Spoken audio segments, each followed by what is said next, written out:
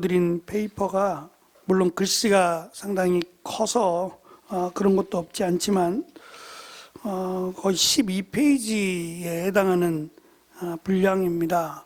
제가 조금 짧게 정리하려다가 나중에 꼭 좀 읽어보시는 것이 더 이해를 돕겠다라는 생각에서 그냥 좀 길지만 내용을 다 담았습니다. 오늘 말씀에도 저는 사실 욥기를 대할 때마다 다른 성경 말씀과 다르다라고 하는 것을 느꼈던 이유 가운데 하나가 어떻게 하나님이 사탄과 흔히 말하는 딜을 할 수 있을까?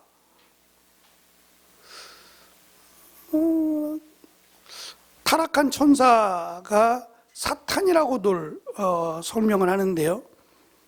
그 역시도 하나님의 피조물에 불과한데 이게 어떻게 가능할까?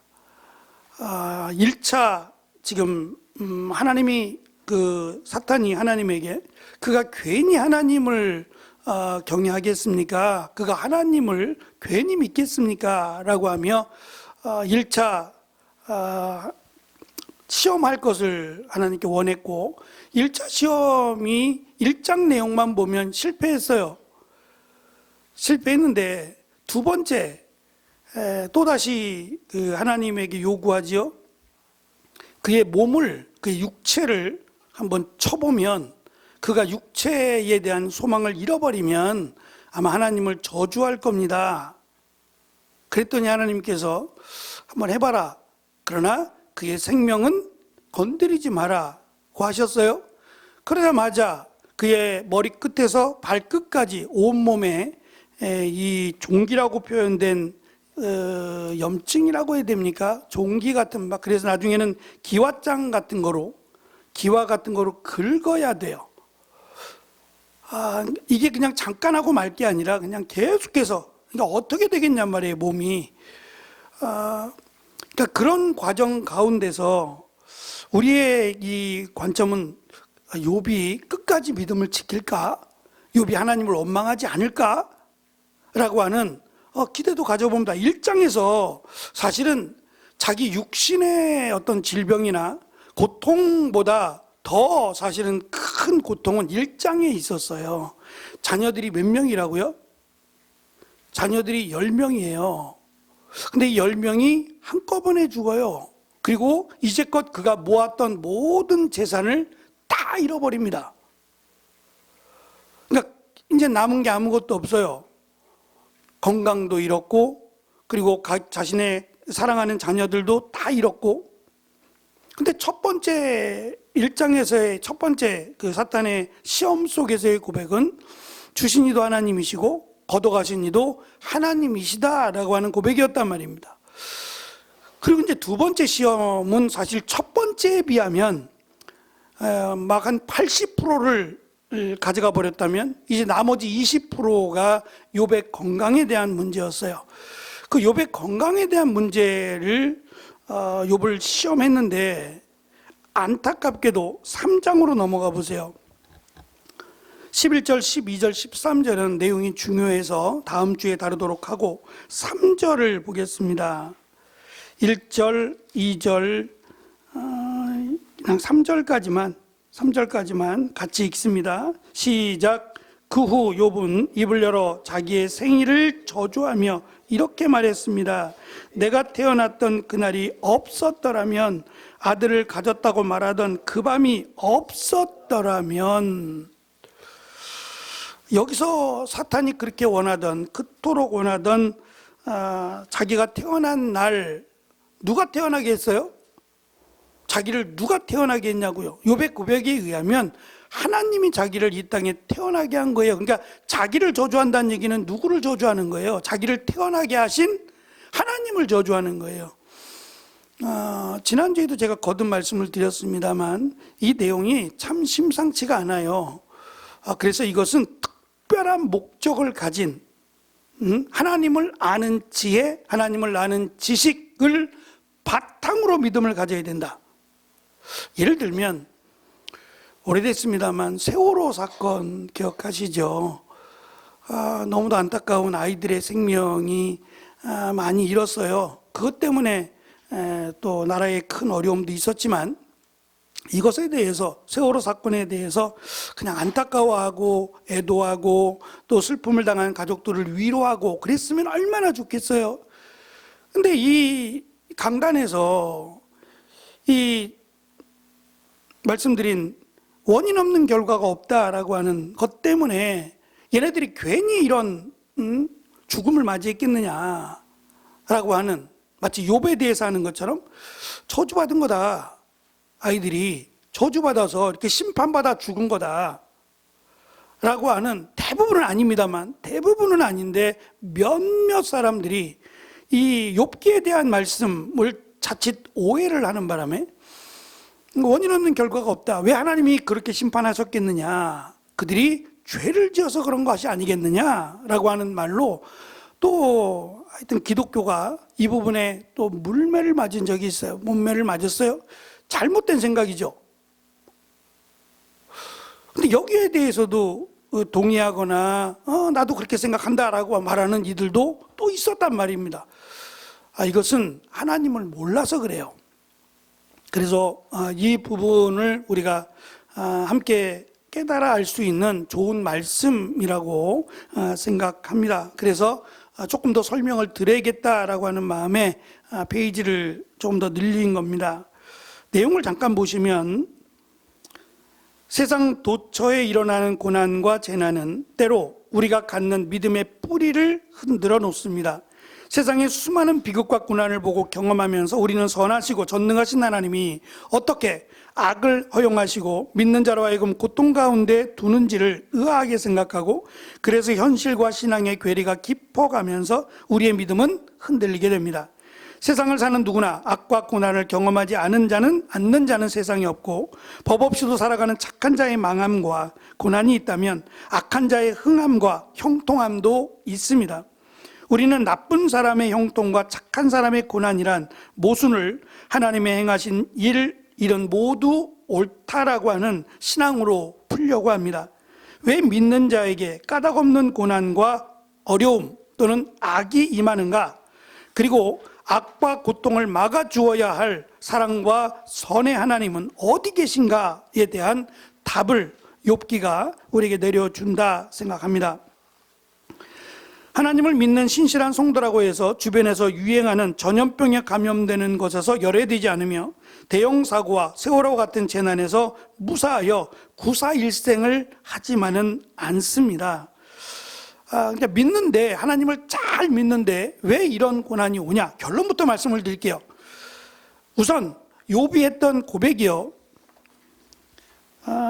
1장에서 21절에 보면 욥이 일어나 자기 옷을 찢으며 머리를 삭발하고 땅에 엎드려 하나님께 경배를 드리며 이렇게 말합니다. 내 어머니의 태에서 벌거벗은 채로 나왔으니 벌거벗은 채로 그곳으로 돌아갈 것입니다. 주신 분도 여호와시요 가져가신 분도 여호와시니 여호와의 이름이 찬양받으시기 바랍니다 라고 고백을 해요. 이 고백만 놓고 보면 정말 욥은 하나님을 경외하는 사람, 하나님을 믿는 사람이에요. 근데 문제가 뭐냐면 이 고백이 맞다고요. 이게 진정한 그의 신앙의 고백이라면 맞다고요. 근데 실상은 그렇지 않다는 거예요. 실상은 그렇지 않아서 그가 자녀를 잃고 또 가진 재산을 잃고 심지어는 건강까지 다 잃고 나서 여전히 하나님을 경외하고 찬양하고 주신 분도 하나님이시니 걷어가신 분도 하나님이라고 고백한다면 욥기는 여기서 끝나야 된다고 말씀을 드렸죠. 입으로 고백은 해요. 입으로 고백은 하지만 이해가 안 돼요. 입으로는 말하지만 실제 그의 마음에는 이해를 못하는, 나는 죄를 짓지 않았는데? 그래서 어떤 이들은 지금 3장 1절에서 욥이 나 자신의 태어난 날을 저주하고 자기에게 있었던 아이들이 태어날 때마다 축하한다고 했던 그 기억 자체를 차라리 지워버렸으면 좋겠다고 할 만큼 이건 앞에의 고백과 전혀 어울리지 않아요. 어떻게 이렇게 갑자기 바뀌었을까? 그 중간에 뭐가 있냐면 욥의 아내가 제가 제목으로 정했습니다만 당신의 하나님을 저주하고 차라리 죽으라고. 이 말이 너무 충격적이어서 욥이 결국은 자신의 속내를 드러내게 됐다. 그 속내란 입으로 고백한 주신 분도 하나님이시니 거둬가신 분도 하나님이시고 이 하나님의 이름이 찬양을 받으셔야 된다라고 하는 이 멋진 신앙의 고백이 사실은 입의 고백이었다는 거예요. 정말 진정으로 자기의 마음속으로 내 모든 걸 다해서 하는 고백이 아니라 그냥 입으로 하는 고백. 그래서 이 고백이 아니라 진정으로 하나님을 알아야만. 그래서 성경은 욥기서의 마지막으로 가시면 욥이 이런 고백을 해요. 내가 귀로만 하나님을 들었는데 이제 눈으로 하나님을 보니 하나님을 정확하게 알겠다. 하나님을 본다는 게 무슨 말이냐면 하나님을 대면하여 본다는 게 아니라 하나님이 만들어 놓으신 역사, 창조된 피조물들을 보니 이 말이에요. 이것이 하나도 그냥 된 것이 없다는 거예요. 근데 이것들 가운데 가장 하나님이 심혈을 기울여서, 조금 제가 송구한 표현이에요. 그러니까 조금 더 관심 있게 하나님이 너무 기뻤다라고 하신 내용들을 설명하자면 사람이에요. 그러니까 하나님이 만드신 이 자연도 이렇게 아름다운데 이 자연도 함부로 막 자기들 마음대로 피었다 지고 하는 것이 아니라 하나님이 만드신 창조의 질서에 따라서, 우리 같으면 봄이 오면 여름이 오고 여름이 오면 가을이 오고 겨울이 오고 또 그 계절마다의 장단점들이 있잖아요. 이 아름다운 모습들이 그냥 우연이 아니라 정말 하나님이 섬세하게 만드신 하나님의 작품이라고 하는 것을 내가 보니 하나님이 나를, 또 나에게 주어진 이러한 일들이 그냥 일어난 일들이 아니라 처음에 1장에서 고백했던 대로 하나님만이 영광을 받으셔야 된다는 거예요. 그것을 이제는 정말 고백할 수 있다라고 하는 것이 욥기의 결론이에요. 그래서 욥기라고 하는 이 욥기서는 제가 실질적으로 일어났던 일이라고 보기보다는 지혜 문학에 속한 문학 작품으로 마치 잠언 또는 시편, 물론 시편은 역사적인 이야기도 있지만 이런 내용들로 하나님을 아는 지식 또는 지혜에 대해서 강조하고자 이 내용을 기록했다라고 봐야 된다는 거예요. 그래서 마치 저는 사탄이 하나님과 딜할 수 있는 존재가 아니라고 생각하거든요. 어떻게 사탄이 하나님에게 이렇게 해주시죠라고 건의하겠어요? 특별히 사탄이 요구하는 게 뭐냐면 하나님이 사랑하시는, 의롭다고 여기시고 사랑하는 그 사람을 치는 거예요. 하나님은 한 번도 그렇게 하시지 않아요. 이건 정말 예외적인 일이지 한 명도 아니고 10명이에요. 제가 세월호 사건을 이야기했지만 이거는 정말 당사자가 아니고서는 이거 이해할 수 없을 거예요. 이런 아픔을 겪어보지 못한 사람이라면 그들을 이해한다, 위로한다라고 하는 것이 극히 제한적일 수 없어요. 함부로 말을 해서는 안 된다고 생각해요. 하물며 하나님께서 사랑하시고 하나님께서 귀하게 여기시는 하나님의 사람인 의인이라고 설명하는 욥을 하나님이 이토록 잔인하게 심판하실 수가 있겠냐는 거예요. 반대로 말하면 하나님은 자비와 긍휼의 하나님이세요. 지금 하나님이 욥이 문제가 있어서 나중에 욥이 자신이 잘못한 것에 대해서 통회하고 회개한다고 말하거든요. 그러니까 욥의 신앙에 문제가 있어요.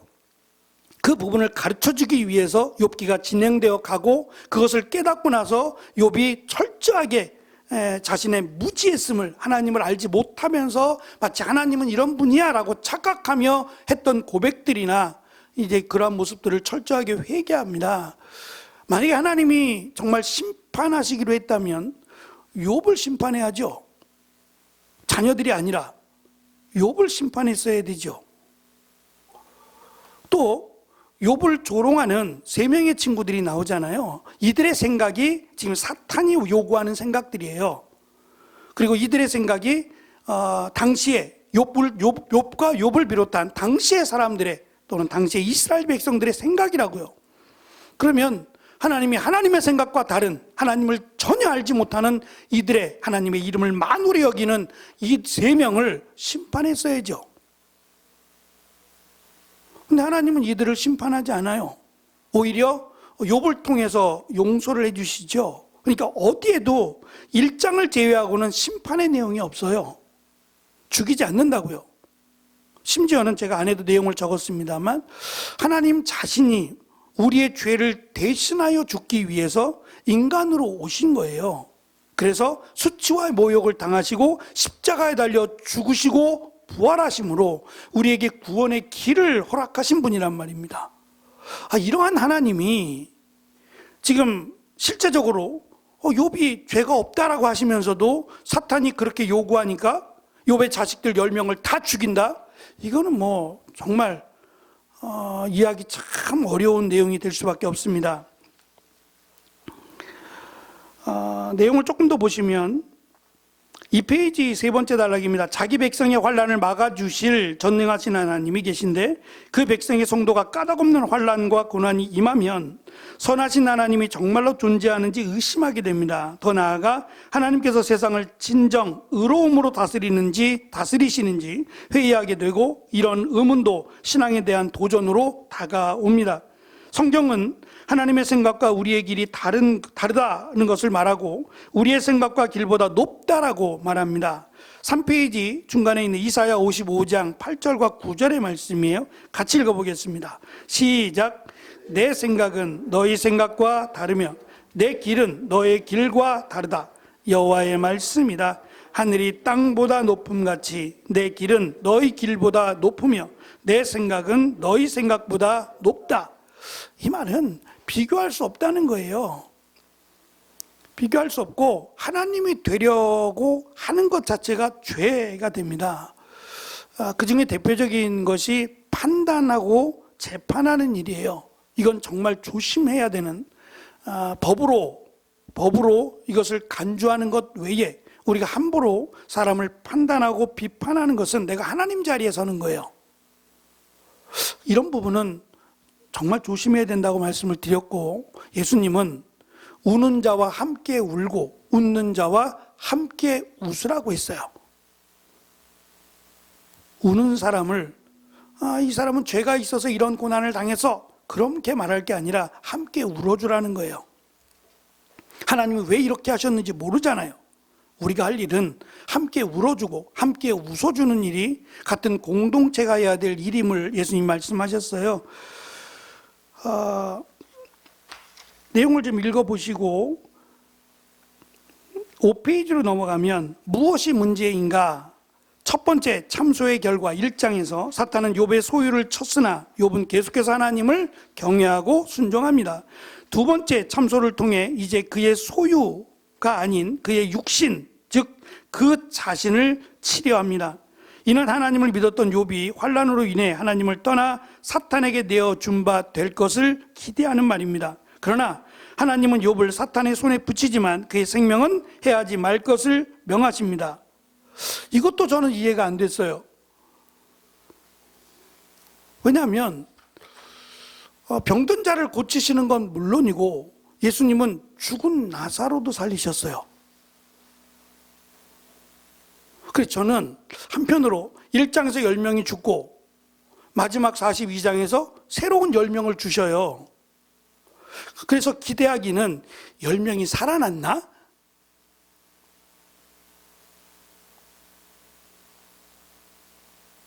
살아났으면 좋겠죠? 근데 살아난 게 아니잖아요. 살아날 수 없는 거예요? 아니겠죠? 죽은 자를 살리신 하나님이 왜 다시 살리지 않으시겠어요?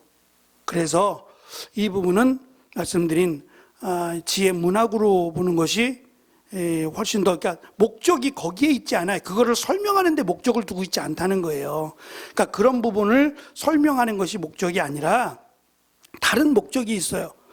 제가 말씀드린 호세아서에서 고멜과 호세아 선지자를 결혼하라고 하고 또 낳은 아이들의 이름을 말씀하시는데 그 이름에 부정어를 이렇게 하나씩 붙여놓으셨어요.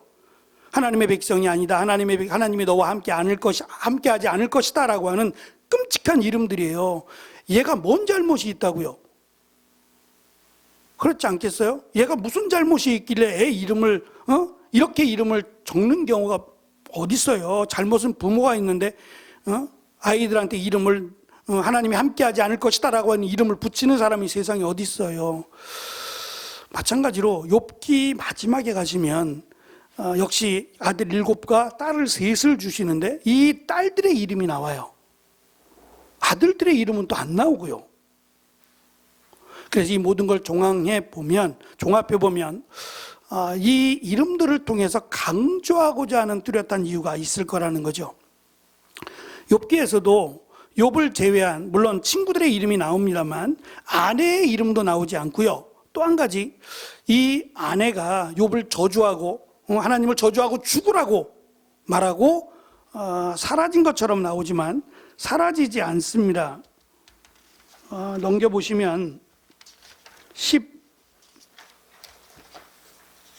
7페이지입니다. 욥의 아내에 대한 부분인데 19장에 가시면 욥이 8페이지 밑에서 세 번째 단락에 보시면 욥을 떠났다고 하는 언급이 없습니다. 다만 욥은 고난 중 자신의 아내가 그의 숨결을 싫어했다고 말합니다. 이는 그녀가 그녀의 곁에 있음을 반증하는 말입니다. 그러니까 욥의 아내는 떠나지 않았어요. 욥을 떠나지 않았고 지금 욥에게 이것도 지금 제가 또 말씀을 드려야 될 내용인데 이것부터 먼저 하고 말씀을 드릴게요. 5페이지로 돌아가서 욥의 모든 걸 다 친 거예요. 목적은 하나입니다. 욥이 하나님을 원망하느냐 원망하지 않느냐 이거 하나 점검해 보겠다는 거예요. 이거 하나 때문에 지금 욥에 속한 모든 것을 다 치셨어요. 치게 하셨다고요. 겉으로 볼 때 욥의 믿음은 나무랄 데가 없습니다. 그의 신앙도 그의 재앙도 하나님으로부터 온 것이기에 주신 자도 여호와, 취하신 자도 여호와라고 하면서 하나님을 찬양합니다. 하지만 가면 갈수록 또 제 가운데 앉아서 기와 조각으로 몸을 긁고 있으면서 여호와의 이름이 찬양을 받을지어다라고 말하는 그의 찬양이 진정일까? 뒤에 나오는 내용들을 보면 그렇지 않다는 거예요. 이해하지 못한다는 거죠. 7페이지입니다. 욥은 자기의 고난을 당하자 그 모든 고난이 자신을 창조한 하나님으로 말미암았음을 생각합니다. 욥은 하나님이 지금 자기를 치고 있으리라 확신하기 때문에 왜 하나님이 까닭없이 의로운 자신에게 이런 고난과 고통을 주고 있을까 의아해하고 있어요. 스스로 답을 못 내립니다. 그는 입술로 하나님을 범죄하지 않았습니다. 그렇다면 범죄하지 않았기 때문에 하나님은 그의 믿음을 인정하셨느니까? 그건 아닙니다. 나중에 욥은 하나님을 보고 회개하게 되는데 이 회개한다는 것은 하나님을 잘못 알고 있었거나 하나님 앞에 범죄할 때 하는 말이에요. 큰 죄를 지었다는 말이 아니라 하나님을 안다라고 말을 하지만 실제로 몰랐기 때문에 하는 말이에요. 그래서 욥의 목적은, 욥기서의 목적은 하나님을 아는 겁니다. 이 고백이 맞는데 이 고백을 입으로만이 아니라 진정 이러한 고백을 해야 된다는 그 내용을 지금 설명합니다. 욥의 아내가 지금 주제가 되는 오늘 말씀의 제목이 되는 하나님을 욕하고 죽으라고 돼 있어요. 한글로 번역된 어느 성경을 봐도 다 하나님을 욕하고 죽으라고 돼 있고 또 심지어 영어 성경을 봐도 하나님을 저주하고 죽으라고 나와요. 그런데 참 아이러니한 게 이 욕하다라고 하는 단어, 번역된 단어가 복이에요. 하나님을 축복하고 죽으라 해요. 직역하면 하나님을 축복하고 죽으라. 말이 안 되죠. 그래서 문맥상 하나님을 욕하고 죽으라고 바꿨대요. 저는 이해가 안 돼도 그냥 좀 했으면 좋겠어요. 그냥 하나님을 축복하고 죽으라고 돼 있으니까 문자적으로 하나님을 축복하고 죽으라. 축복이라는 단어와 욕하다는 단어는 달라요.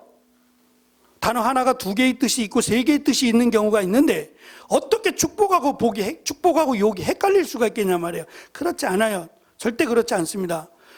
분명한 것은 하나님을 축복하고 죽으라는 얘기예요. 근데 이 말만 가지고 8페이지 중간에 보시면 이 아내, 욥의 아내가 믿음이 없고 욥의 아내가 나쁜 사람인 것처럼 설명을 해왔어요. 그래서 어거스틴은 악마의 보조자, 악마를 돕는 여자라고 봤고 칼빈은 사탄의 도구라고 봤어요. 하나님을 욕하고 죽으라는 말은 사탄이 욥으로부터 기대했던 말이고 그가 하나님께 참소한 이유가 되기도 합니다. 그런 점에서 그녀의 말은 마치 악마의 속삭임과 같을 수 있어요. 하지만 한번 처지를 생각해 봐요. 이 아이들이 왜 죽었죠?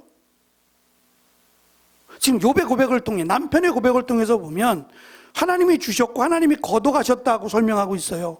그럼 하나님이 걷어가신 거예요. 욥의 고백에 의하면. 그러면 정상이라면 이해는 되지 않지만, 하나님을 원망할 수는 없지만 왜 하나님 데려가셨냐고 말을 해야 돼요. 근데 오히려 주신 분도 하나님이시고 걷어가신 분도 하나님이라고, 실제 마음은 그렇지 않는데 그렇게 이론적으로 설명하니까 아내가 화가 났어요. 자식이 한 명이 죽어도 정신을 못 차릴 텐데 10명이나 죽었어요, 한꺼번에. 그럼 이게 제정신이겠냐 말이에요.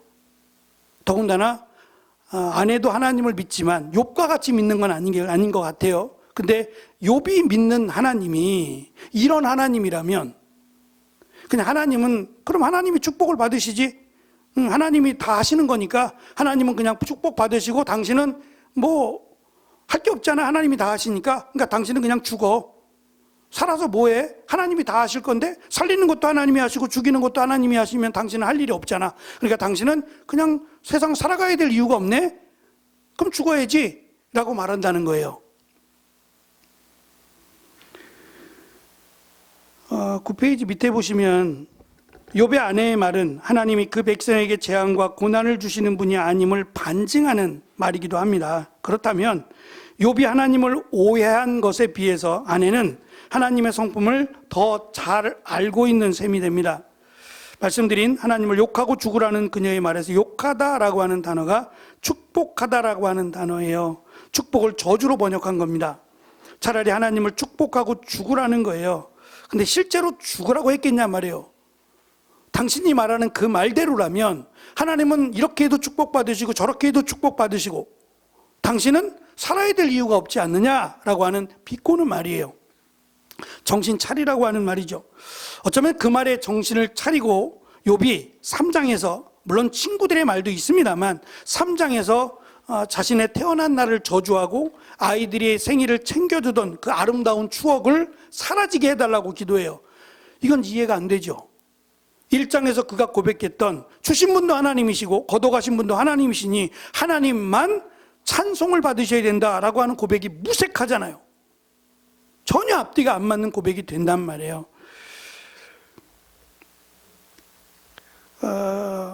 중요한 것은 제가 앞에서 말씀드린 것처럼 10절 맨 밑에 하반절에 있는 하나님은 그 백성에게 복을 주시길 원하시지 까닭없이 저주와 화를 내시는 분이 아닙니다. 화와 저주를 주는 하나님을 축복하고 죽으라는 말은 역설적으로 그녀가 남편 욥보다 하나님을 더 잘 알고 있음을 나타냅니다. 이유 없이 재앙과 재난을 주는, 고난을 주는 하나님을 믿지 말라는 것이 그녀의 뜻이며 주장일 수 있어요. 그렇다 그래서 그녀가 잘했다는 건 아닙니다. 목적은 거기에 있지 않아요. 누가 옳고 누가 그르다. 그런데 목적이 있었으면 욥기가 42장까지 가야 될 일이 없어요. 굉장히 지루할 정도의 논쟁이 이어지거든요. 그러니까 이것은 이스라엘 백성들의 교육법이에요. 이스라엘 백성들은 글쎄 우리의 문화가 이 밥 먹을 때, 식사를 할 때 이야기를 잘 안 하는 문화죠. 왜 그렇죠?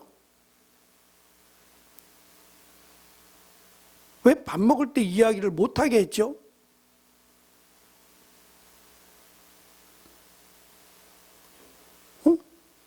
튀기니까. 맞아요. 튀기니까. 왜냐하면 우리의 음식 문화 때문이에요. 우리의 음식은 빵이 아니라 밥알이에요. 밥알이고 반찬도 여러 가지예요. 빨간색, 까만색, 그 다양한 색깔들이 입에 들어가 있어요. 이 말하게 되면 이게 다 보이는 거예요. 근데 외국 사람들은 빵을 먹잖아요. 빵을 먹으니까 웬만해서는 이게 빵 조각이 튀어나오거나 그렇지 않아요. 그리고 식탁 문화다 보니까 밥상 문화가 아니라 식탁 문화였고 자기 먹을 그릇이 딱 있고, 예? 우리는 찌개를 같이 넣어서 먹잖아요. 숟가락을 같이 담는데 그 사람들은 그런 게 없고, 그러다 보니까 식사 시간이 길어요.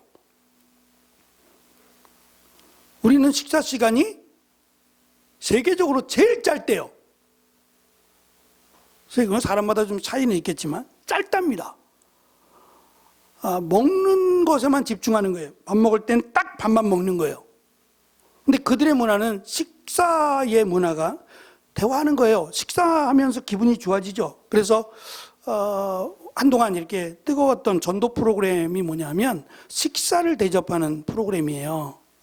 근데 이게 이제 식사를 대접하는 것이 잘 대접하자는 의미도 있지만 원래의 취지, 우리나라에 들어왔을 때 원래의 취지는 간단하게 대접하자는 거예요.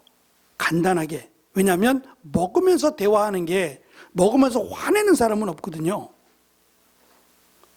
우리 기분 좋게 하잖아요. 배고팠을 때 식사하면 기분 좋잖아요. 그러니까 기분 좋은 마음으로 함께 복음도 전하고 함께 믿음의 교제를 하자 이거거든요. 근데 우리는 이게 안 되는 거예요. 먹을 땐 먹기만 해야지 먹으면서 이야기하면 서로가 신뢰가 되는 거예요.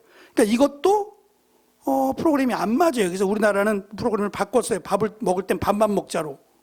원래는 식사를 하면서 교제도 하고 복음도 전하고 이렇게 프로그램이 짜여 있던 건데 우리하고는 안 맞는 거예요. 또 우리는 대접하려면 이것저것 많이 해야 되잖아요.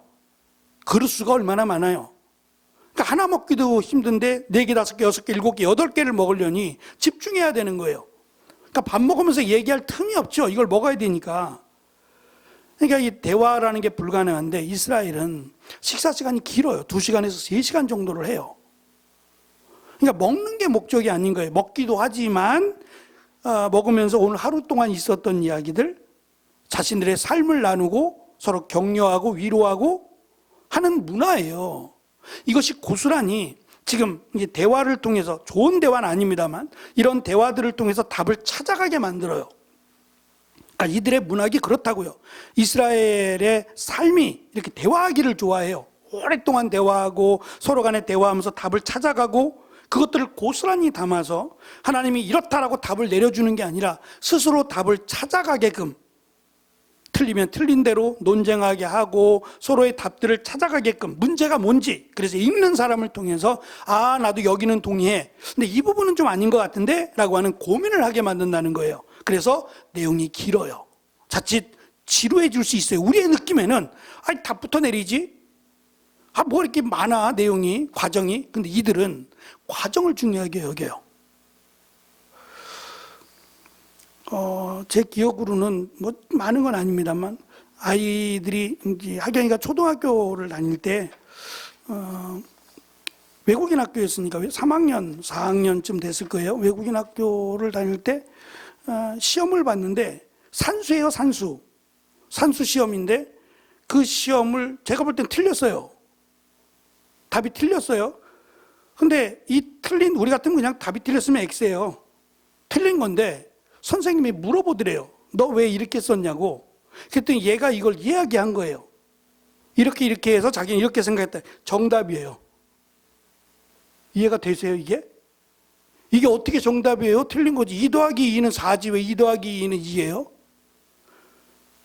물 2개가 있고 물 바가지가 2개가 있고 물 바가지가 2개 있는데 물 바가지 합하니까 하나가 됐다. 정답이에요? 근데 이걸 정답을 한 거예요. 들어보니까 그렇거든. 그러니까 정답이에요. 그래서 제가 깜짝 놀랐어요. 확실히 다르구나. 우리는 정답만을 중요하게 여겨요. 정답, 결과만을 자꾸 중요하게 여기죠. 과정이 훨씬 더 중요해요. 과정 없는 결과가 어디 있겠어요. 그래서 과정이 길어요. 오히려 서론이나 결론은 짧아요. 근데 그 결론에 이르기까지, 과정에서 문제를 제기하고 그 결론에 이르기까지의 과정을 길게 늘어놓는다고요. 이거는 그들의 문학적 특징입니다. 그래서 뭐 이걸 세세하게 다루지는 않을 거지만 어쨌든 우리가 살펴봐야 될 부분들은 좀 고민하면서 욥기의 내용을 좀 함께 나눴으면 좋겠습니다.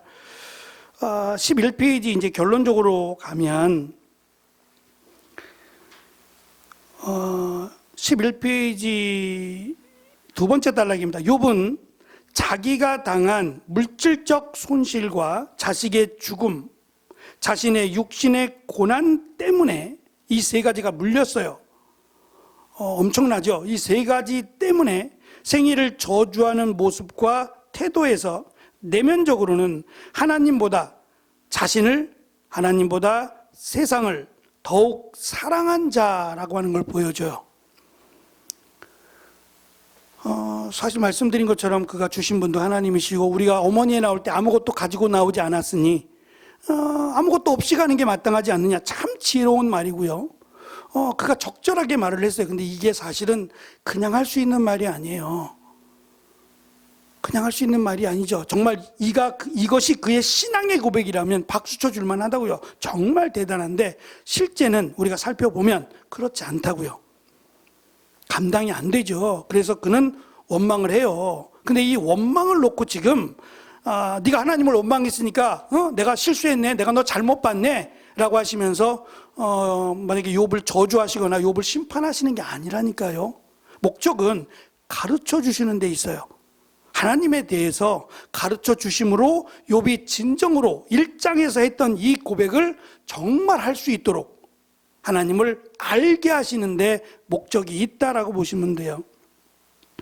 욥 자신도 모르는 사실이었고요. 그는 마지막에 하나님의 얼굴을 뵙고 스스로 알 수 없고 헤아리기 어려운 일을 말했음을 회개합니다. 하나님이 사탄에게 욥의 시험과 고난을 허락하신 것은 욥 자신이 깨닫지 못한 그의 이 숨은 허물이라고 설명하는데 사실은 그가 고백했던 것들이에요. 세상에 대한 욕심 또는 내가 의롭다고 자랑하는 것들, 이것조차 내려놓지 못한 것에 대해서 깨닫게 하시는 거예요. 욥은 스스로 믿음이 있고 의인이라고 자처하지만 실상은 하나님보다 물질과 지식과 나아가 자신의 육체를 더 사랑한 자임을 하나님은 폭로하시는 겁니다. 이것이 욥기를 통해서 우리에게 강조하는 내용이자 이게 좀 욥기가 새로운 각도에서 지금 살펴보기 때문에 좀 어려운 부분이 없지 않아 있을 것이다, 혼란을 줄 수 있겠다라는 생각에서 제가 긴장감이 없이 결론을 자꾸 얘기해 버리는 경향이 있어요. 그러나 사실은 이 욥의 모습이 우리의 모습과 다르지 않다라고 생각이 들어요. 정말 우리도 이런 경우 욥과 같은 일을 만나게 되면 정말 하나님을 이렇게 찬양하고 하나님을 경외할 수 있을까, 그런 바람을 가져봅니다만 또 이런 경우를 당하면 좀 기뻐하며 감사할 수 있을까도 생각해 봐요. 정말 쉽지 않겠다. 그래서 우리가 욥기를 통해서 하나님의 위대하심, 하나님의 전능하심을 보면서 고난은 이스라엘 백성들에게 이 고난이라고 하는, 또 하나님의 심판이라고 하는 것은 죄로 말미암는다라고 하는 고정적인 생각이 있어요. 그러니까 앞에서 말씀드렸던 이스라엘 백성들이 이 말씀에 기록된 연대가 포로 시대라면, 아브라함 시대가 아니라 포로 시대, 그 전과 포로 시대라면 얼마나 많은 말들이 있었게요. 세월호는 저리 가랄 겁니다. 얼마나 많은 사람들이 죽어갔어요. 그 죽어간 많은 사람들 중에는 믿음이 없는 사람도 있겠지만 믿음이 있는 사람도 있지 않았겠어요? 더군다나 자녀들은 무슨 죄가 있겠어요? 애들은, 끌려가는 애들, 다니엘과 같은 그런 아이들은 믿음이 있음에도 불구하고 많이 죽었거든요. 그럼 이 죽음에 대해서 뭐라고 말을 하겠냐고요? 하나님이 저들을 심판했다? 저들이 저주받아서 그렇다? 아니면 부모의 죄로 인해서, 조상들의 죄로 인해서 아이들이 이렇게 심판을 당한 거다? 얼마나 말들이 많았겠냔 말이에요. 그것들에 대해서 욥기가 지금 답을 주고 있다라고 이해하시면 더 도움이 되리라고 생각합니다. 하나님께서 성도들에게 사실은 시험이라고 하는 것도 하나님을 더 믿게 하기 위한 도구였어요. 그래서 감당할 만한이라고 하는 것을 기억하시고, 이건 특별한 경우입니다. 욥의 경우는 정말 특별한 경우다. 실제적으로 이런 일은 일어나지 않았습니다. 성경에서 의롭다라고 여기는 자의 자식들을 하나님이 심판하거나 죽인 적이 없어요. 이렇게까지 하더라도, 맥시멈입니다. 만약에 이러한 일이 일어나더라도 우리는 다 이해할 수 없어요. 우리가 할 일은 진짜 하나님을 찬양하는 일이고, 욥과 같이 하나님을 찬양하는 일이고, 분명히 하나님은 사랑이시고 자비와 긍휼의 하나님이심을 믿고, 하나님이 이유가 있겠죠. 하나님 이렇게 하신 이유가 있을 것을 믿고 오히려 긍정적으로 받아들이는 것이, 우리가 하나님을 원망하기보다는 다 할 수 없으니까 왜 이렇게 하셨는지 천국 가면 알 겁니다. 그러나 분명한 것은, 성경이 우리에게 가르쳐주는 분명한 것은 하나님은 사랑이시다는 거예요. 하나님은 원수까지 사랑하라고 하셨는데 하물며 하나님 말씀대로 살아가는 자들을 이렇게 저주하거나 심판하시겠냐고요. 그러니까 그것을 확실하게 믿고 우리에게 어려움이 오거나 고난이 올 때 이 고난을 이겨내기 위해서 오히려 하나님께 가까이 가라고 하는 것이 이 욥기서가 우리에게 가르쳐주는 것이고, 감당할 수 없는 그런 어려움이 올 때에도 우리 스스로 돌아보고 내가 혹시 하나님 앞에 죄를 지은 것은 없는지, 그리고 주변에서 보는 분들은 그 어려움을 당한 이들을 위해서 함께 기도해주고 이 어려움을 잘 이겨낼 수 있도록 하나님께 나와야 된다라고 하는 것이 욥기가 우리에게 주는 귀한 교훈이라고 생각합니다.